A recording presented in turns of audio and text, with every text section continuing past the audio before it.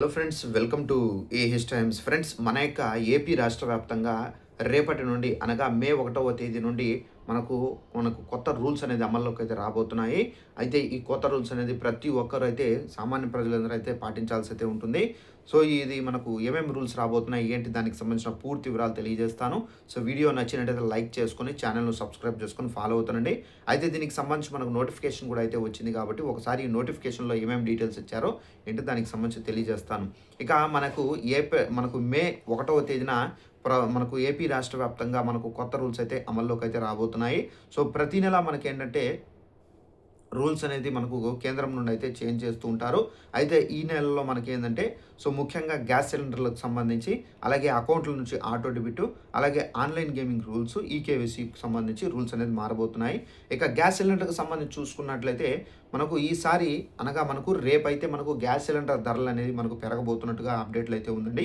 Gas cylinder ధరలనేది మనకు ఇప్పుడు ఉన్నటువంటి ఏదైతే కొరత కానివ్వచ్చు, అంటే మనకు ఇరాను, అలాగే నెక్స్ట్ వచ్చేసి అమెరికా, ఇజ్రాయెల్. సో ఇది మనకు ప్లస్ ఏందంటే ఈ హార్మోన్ జల్సంద్ అనేది మనకు తెరవలేదు కాబట్టి, ఓపెన్ చేయలేదు కాబట్టి, సో దీని కారణంగా మనకు గ్యాస్ అనేది చాలా వరకు డిమాండ్ అనేది ఏర్పడింది కాబట్టి, సో దీన్ని ధర అనేది పెంచే యోచనలు అయితే గ్యాస్ కంపెనీలు అయితే ఉన్నాయి.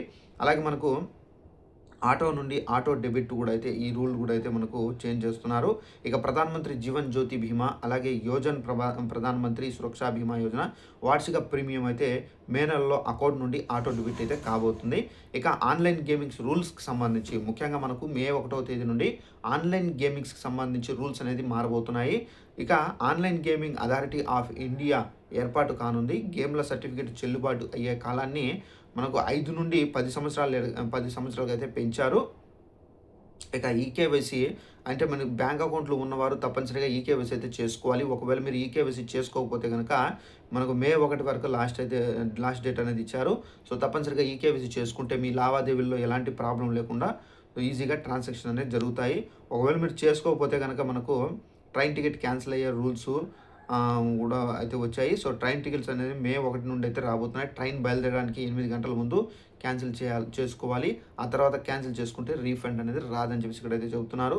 సో ఫ్రెండ్స్, ఇదండి మనకు మే 1 అయితే మారబోయే రూల్స్. ఈ వీడియో నచ్చినట్లయితే లైక్ చేసుకొని ఛానల్‌ని ఫాలో అవుతుండండి. Thanks for watching this video. All the best.